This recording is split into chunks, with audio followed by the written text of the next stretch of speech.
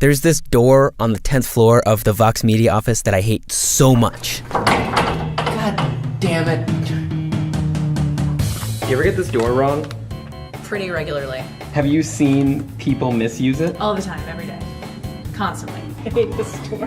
Me too, Kelsey. But here's the thing.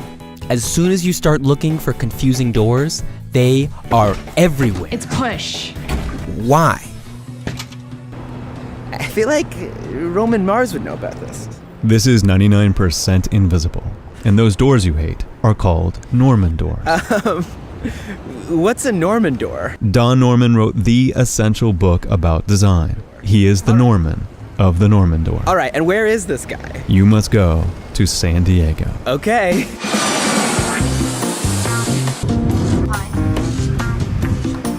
Hi, Joe.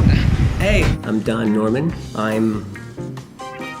It's hard to describe what I am. Well, he's been a professor of psychology, professor of cognitive science, professor of computer science, a vice president of advanced technology at Apple.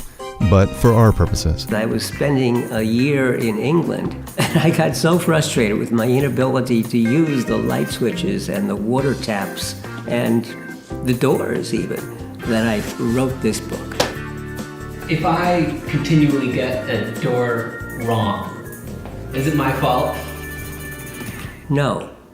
In fact, if you continually get it wrong, and if other people continually get it wrong, good sign that it's a really bad door. a Norman door is one where the design tells you to do the opposite of what you're actually supposed to do, or gives the wrong signal and needs a sign to correct it. Why does it need an instruction manual? That is, why do you have to have a sign that says push or pull? Why not make it obvious? It can be obvious if it's designed right. There are a couple of really simple, basic principles of design, and one of them I'll call discoverability. When I look at something, I should be able to discover what operations I can do. The principle applies to a whole lot more than doors. And it's amazing with many of our computer systems today.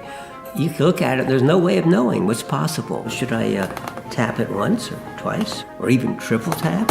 So discoverability, when it's not there, well, you don't know how to use something. Another is feedback.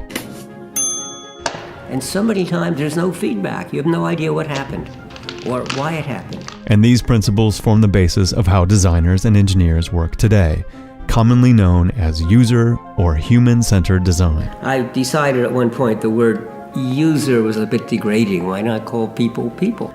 And it's amazingly simple and amazingly seldom practiced. We call it iterative because it sort of goes around in a circle. We go out and we observe what is happening today. We observe people doing the task.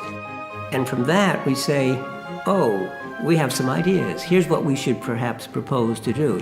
Then you prototype your solution and test it. Quite often these are wrong at first, but each time we go around the circle, we do a better job of making the device until the point we're actually making something that really works. And this process has spread all over the world. And it turns out it's improving lives. From better everyday things like the ones that Don wrote about, To using the same process to solve huge problems in public health in developing countries. water, Sanitation, farming. lots more. So what'd be a better human-centered door? An ideal door is one that as I walk up to it and walk through it, I'm not even aware that I had opened the door and shut it. So if you had a door which had a flat plate, what could you do? Nothing. The only thing you can do is push. So see, you wouldn't need a sign. A flat plate, you push. This kind of push bar with the piece sticking out on one side works well too, so you can see what side you're supposed to push on. The vertical bars could go either way. A simple little hand thing, though, sort of indicates pull. But we still have terrible, terrible doors in the world. So many of them. There are lots of things in life that are fairly standardized, and therefore, whether I buy this house or not is not a function of whether it has good doors in it. And so, except for safety reasons, doors tend not to be improved. But the tyranny of bad doors must end. I think that it's a really shitty design. The fact that they put a pull handle when it's a push. And it should be a flat panel right here. And not a pull handle. That's how I feel about this door. It's very misleading. I agree. You're right, Becky.